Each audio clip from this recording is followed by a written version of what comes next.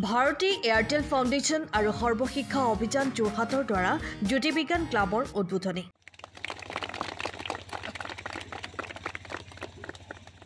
Bharati Airtel foundation আৰু অসম সৰ্বশিক্ষা অভিযান অসম যোৰহাট জিলাৰ উদ্যোগত সোমবাৰে উদ্বোধন কৰা হয় জ্যোতিৰ্বিজ্ঞান ক্লাবৰ।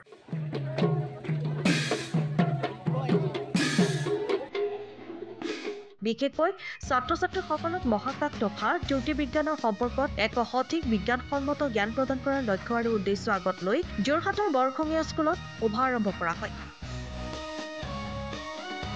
কেইবা শতাধিক ছাত্ৰ-ছাত্ৰীৰ উপস্থিতিত এই জ্যোতিৰ্বিজ্ঞান ক্লাবৰ উদ্বোধন কৰে সৰ্বশিক্ষা অভিযান যোৰহাটৰ পৰশ গোস্বামী। এই ক্লাবৰ জৰিয়তে ছাত্ৰ-ছাত্ৰীসকলক দূৰবীন, টেলিস্কোপ আদিৰ জৰিয়তে মহাকাশৰ বিভিন্ন পৰিক্ৰমা চোৱাৰ সুবিধা কৰা হয়। উল্লেখযোগ্য যে জ্যোতিৰ্বিজ্ঞান ক্লাবৰ উদ্বোধনে মহাকাশ বিজ্ঞানৰ বৈজ্ঞানিক কৌতুহল আৰু শিক্ষাৰ পোষকতাৰ দিশত এক ৰোমাঞ্চকৰ পদক্ষেপ হিচাপে চিহ্নিত কৰিছে। এই অনুষ্ঠানত শিক্ষা, বিজ্ঞান আৰু প্ৰযুক্তিৰ ক্ষেত্ৰৰ বিশেষজ্ঞ আৰু গণ্যমান্য ব্যক্তিসকলে অংশগ্ৰহণ কৰে। আজি আমাৰ এই ভাৰতী ফাউণ্ডেশ্যন, এয়াৰটেল ভাৰতী ফাউণ্ডেশ্যনৰ লগত সমগ্ৰ শিক্ষাৰ যিটো টাই আপ, সেই টাই আপৰ অধীনত আমাৰ যিখন কোৱালিটি ছাপৰ্ট স্কুল তেওঁলোকৰ প্ৰগ্ৰেমটো চলি আছে, তাৰ অধীনত দুখন স্কুলত দুটা টেলিস্কোপ তেখেতসকলে আজি প্ৰদান কৰিছে। তাৰে আজি বৰখঙীয়া উচ্চ মাধ্যমিক বিদ্যালয়ৰ আনুষ্ঠানিকভাৱে অনুষ্ঠানটো শুভ উদ্বোধন কৰা হ'ল আৰু আনখন স্কুল আমাৰ নহতীয়া হাইস্কুলত এইখিনি প্ৰদান কৰা হৈছে। দুইখন স্কুলতে ইতিমধ্যে টেলিস্কোপ প্ৰদান কৰা হৈছে। আজি অনুষ্ঠানটো শুভ উদ্বোধন ইতিমধ্যে সমাপ্ত হৈছে। আমি আশা কৰিছোঁ এই টেলিস্কোপৰ যোগেদি অকল এইখন বিদ্যালয় নহয়, ওচৰ পাজৰ সকলো বিদ্যালয়ৰ ছাত্ৰ ছাত্ৰীসকল উপকৃত হ'ব। ইতিমধ্যে ভাৰতী ফাউণ্ডেশ্যনৰ অধীনত বিগত 5 বছৰ ধৰি আমাৰ বিদ্যালয়সমূহত বিভিন্ন ধৰণৰ সহায় সহযোগিতা আগবঢ়াই থকা হৈছে। প্ৰথমতে আমি প্ৰাথমিক বিদ্যালয়ত তেওঁলোকে সহায় সহযোগিতা আগবঢ়াইছিল। তাৰপিছত 20খন হাইস্কুললৈ সহায় সহযোগিতা তেওঁলোকে অগ্ৰসৰ হৈছে। ইতিমধ্যে তেওঁলোকে ছাত্ৰ ছাত্ৰীসকলক ক্ষেত্ৰ ভ্ৰমণকে আৰম্ভ কৰি বিভিন্ন ধৰণৰ পদক্ষেপ লৈছে আৰু ইয়াৰ দিনত ইতিমধ্যে টেলিস্কোপ তেওঁলোকে দুখন স্কুলত প্ৰদান কৰিছে আৰু আমি আশা কৰিছোঁ অনাগত দিনবিলাকত এনেকুৱা বিভিন্ন ধৰণৰ সহায় সহযোগিতা বিদ্যালয়সমূহে তেওঁলোকৰ পৰা লাভ কৰিব আৰু সামগ্ৰিকভাৱে বিদ্যালয় শিক্ষাৰ ক্ষেত্ৰত যোৰহাট জিলাখনো এক উন্নত প্ৰদৰ্শন কৰিবলৈ সক্ষম হ'ব। সৰ্বশিক্ষা বিভাগৰ বহুত দায়িত্ব আছে শিক্ষাৰ ক্ষেত্ৰত, বিশেষকৈ সৰু কালৰ পৰা ল'ৰা ছোৱালীক শিক্ষা দিয়াৰ ক্ষেত্ৰত, হয়, বিজ্ঞান প্ৰযুক্তিৰ ক্ষেত্ৰত, হয়, সেই ক্ষেত্ৰত আপোনালোকৰ অনাগত দিনৰ পদক্ষেপ কেনেকুৱা হ'ব? ইতিমধ্যে বিভিন্ন ধৰণৰ পদক্ষেপ লোৱা হৈছে। প্ৰাথমিক পৰ্যায়ৰ ওপৰৰ পৰ্যায়বিলাক আমি উচ্চ মাধ্যমিক পৰ্যায়ৰ পৰা বিভিন্ন ধৰণৰ শিক্ষকসকলক প্ৰশিক্ষণ দিয়া আৰু বিদ্যালয়সমূহত প্ৰয়োজনীয় বিভিন্ন চাইণ্টিফিক সামগ্ৰীবিলাকৰ যোগান ধৰাৰ ক্ষেত্ৰত স্কুলত ইতিমধ্যে অনুদানো মুকলি কৰি দিয়া হৈছে আৰু তাৰ লগতে এনেধৰণৰ যিবিলাক আমাৰ অনুষ্ঠান আমাৰ লগত জড়িত, তেওঁলোকেও বিজ্ঞান শিক্ষাৰ উন্নয়নৰ কাৰণে বিভিন্ন ধৰণৰ সামগ্ৰী আৰু প্ৰশিক্ষণৰ ক্ষেত্ৰত ব্যৱস্থা গ্ৰহণ কৰিছে। আজি যেনেকৈ আজি টেলিস্কোপ প্ৰদান হ'ল, এইটো এটা একদম স্পেচিয়েল ইভেণ্ট, কাৰণ অসমৰ কোনো স্কুলতে এনেকৈ টেলিস্কোপ আপুনি দেখা নাপাব আৰু ইয়াৰ লগত আমি ইতিমধ্যে যিহেতু আমাৰ যোৰহাটৰ ডিষ্ট্ৰিক্ট প্লেনেটৰিয়ামৰ লগত সংযোজিত হৈ থাকিব, গতিকে বিদ্যালয়খনে এনেকুৱা ধৰণৰ বিদ্যালয়সমূহে বিভিন্ন ক্ষেত্ৰত সফলতা অৰ্জন কৰিবলৈ সক্ষম হ'ব। এই কাৰ্যসূচীৰ অংশ কাইলৈ এটা অনুষ্ঠান আছে আপোনালোকৰ? হয়, সেইটোত কাইলৈ আমাৰ ডিষ্ট্ৰিক্টখনৰ টিচাৰ্ছ কনক্লেভ বুলি কোৱা হৈছে। বিদ্যালয় আমাৰ যোৰহাটৰ বিভিন্ন বিদ্যালয়ৰ শিক্ষক শিক্ষয়িত্ৰীয়ে তেওঁলোকৰ যিখিনি গুড প্ৰেক্টিছ, যিখিনি ভাল কাম কৰি আছে, উদ্ভাৱনীমূলক কাম কৰে, সেইখিনি তেওঁলোকে দাঙি ধৰাৰ সুযোগ পাব।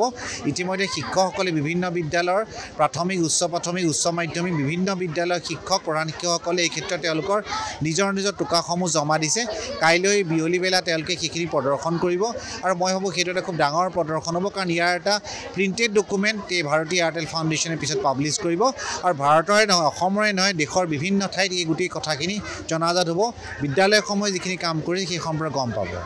একচুৱেলি এইটো যিটো পদক্ষেপ লৈছে সৰ্বশিক্ষাই ভাৰতী এয়াৰটেলৰ সহযোগত,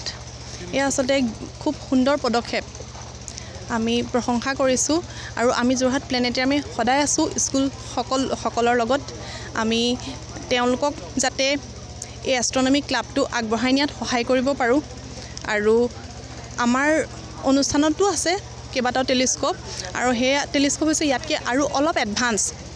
ইয়াত ষ্টুডেণ্টছখিনিয়ে এইকেইটা টেলিস্কোপৰ সহায়ত যথেষ্টখিনি অভিজ্ঞতা পাব, কেনেকৈ আচলতে আকাশ নিৰীক্ষণ কৰিব লাগে আৰু ইয়াতকৈ যদি আৰু ফাৰ্ডাৰ তেওঁলোকে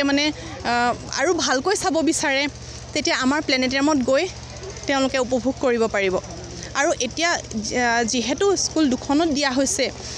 আৰু অনাগত দিনত তেওঁলোকে জনাইছে সৰ্বশিক্ষাই যে আৰু যোৰহাট জিলাৰ বিভিন্ন স্কুলত তেওঁলোকে দিব তেতিয়া এই গোটেই স্কুলখিনিৰ লগত কোলাবৰেটলি আমি এষ্ট্ৰনমি প্ৰগ্ৰেম কিছুমান কৰিবলৈ সুবিধা হ'ব বুলি আশা কৰিছোঁ এটা কথা মানে এটা অঞ্চলত আপোনাৰ এইটো অঞ্চলত বহুত বিদ্যালয় আছে হয় হয় এইখন বিদ্যালয় আমি স্থাপন কৰিছে দুটাকৈ টেলিস্কোপ স্থাপন কৰিছে মানে অন্য বিদ্যালয়ৰ ল'ৰা ছোৱালী উপকৃত হ'ব ইয়াৰ পৰা নিশ্চয় হ'ব কাৰণ আমি খালী চকুৰে যিমানটো স্পষ্টকৈ চন্দ্ৰটো দেখা পাওঁ এইকেইটা টেলিস্কোপৰ সহায়ত তেওঁলোকে আৰু সুন্দৰকৈ দেখা পাব তেতিয়া নিশ্চয় ছাত্ৰ ছাত্ৰীৰ মনত কিউৰিঅচিটি জাগিব আৰু মানে ইউটিউবত এতিয়া দেখাই গৈছে যে ইউটিউবত ফেচবুকতে হওক মানে বহুত কথা ওলাইছে যে মহাজাগতিক পৰিঘটনা বহুত ঘটিব হয় এই বৰ্ষত হয় মানে সেই সম্পৰ্কত এই গোটেইখিনি বস্তু চাব পাৰিব পাৰিব কিন্তু মই তাকে কৈছোঁ যে এইকেইটা টেলিস্কোপ হৈছে বেছিক টেলিস্কোপ ইয়াৰ যিটো এপাৰ্চাৰটো হৈছে 76 mm সকলোবোৰ চাবলৈ আচলতে সম্ভৱ নহয় তেওঁলোকে চন্দ্ৰটো খুব সুন্দৰকৈ দেখিব কিন্তু তাতকৈ আৰু প্লেনেট জুপিটাৰ ছেটাৰ্ণ এইসমূহ চাবৰ কাৰণে আচলতে ইয়াতকৈ আৰু অকণমান এডভান্স টেলিস্কোপৰ প্ৰয়োজন হয় যি টেলিস্কোপ আমাৰ তাৰকাগৃহত আছে তেওঁলোকৰ ইণ্টাৰেষ্টটো ডেভেলপ কৰিবৰ কাৰণে তেওঁলোকৰ কিউৰিঅচিটি জগাবৰ কাৰণে টিচাৰসকলে স্কুলৰ তেনেধৰণৰ প্ৰগ্ৰেম কিছুমান কৰিব পাৰে তেওঁলোকৰ কিউৰিঅচিটি ডেভেলপ হ'ব তাৰপিছত ফাৰ্ডাৰ তেওঁলোকে যেতিয়া ভাবিব যে আমি প্লেনেট চাম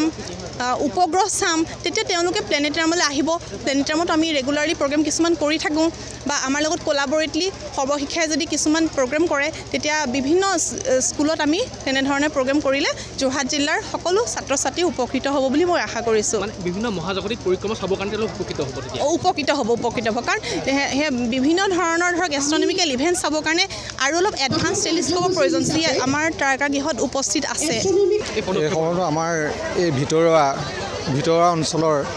এখন বিদ্যালয় য'ত আমাৰ বিদ্যালয়ৰ এই দহোটীয়াৰ হাইস্কুল শিক্ষান্ত পৰীক্ষাৰ চেণ্টাৰটোৰ ভিতৰত আমাৰ বিদ্যালয়ে খুব উন্নত ফলাফল প্ৰদৰ্শন কৰে কিন্তু আমাৰ বিজ্ঞানৰ ক্ষেত্ৰত ছাত্ৰ ছাত্ৰীসকলৰ কিছু ক্ষেত্ৰত যথেষ্ট পিছ পৰি আছে আমি যেনেদৰে আমাৰ 2013 চনত প্ৰাদেশিক বিদ্যালয় আমাৰ যথেষ্ট অভাৱ অভিযোগ আছে আৰু আমাৰ বহুতো সমস্যা আমি জড়িত যিখিনি সমস্যা আমাৰ চৰকাৰী পক্ষৰ পিনৰ পৰা আমি পোৱা নাই ভাৰতীয় এয়াৰটেল ফাউণ্ডেশ্যন নিচিনা এটা NGOয়ে এই পিছপৰা অঞ্চলৰ এখন বিদ্যালয় আমাক যথেষ্ট সহায় কৰিছে বা আৰ্থিকভাৱেও কৰিছে বা বিভিন্ন শিক্ষাৰ ক্ষেত্ৰতো আমাক যথেষ্ট দিশত আগবঢ়াই নিছে আমাৰ ছাত্ৰ ছাত্ৰীসকলে যথেষ্ট ভাল পাৰফৰ্মেঞ্চ দেখুৱাইছে গতিকে তেখেতসকলক মই অশেষ ধন্যবাদ লগতে আমাৰ যোৰহাট জিলাৰ সমগ্ৰ শিক্ষা অসমৰ তেখেতসকলকো আমি অশেষ ধন্যবাদ জনাইছোঁ তেখেতসকলৰ সহযোগত ভাৰতীয় এয়াৰটেল ফাউণ্ডেশ্যনে আমাৰ বিভিন্ন সমস্যাবোৰ ক্ষেত্ৰত আমাৰ বিদ্যালয়ে অগ্ৰাধিকাৰ দিয়াৰ বাবে আমি তেখেতসকলক নতুন দিছোঁ bureau' report time of Assam সময়ৰ খবৰ সময়ত পাবলৈ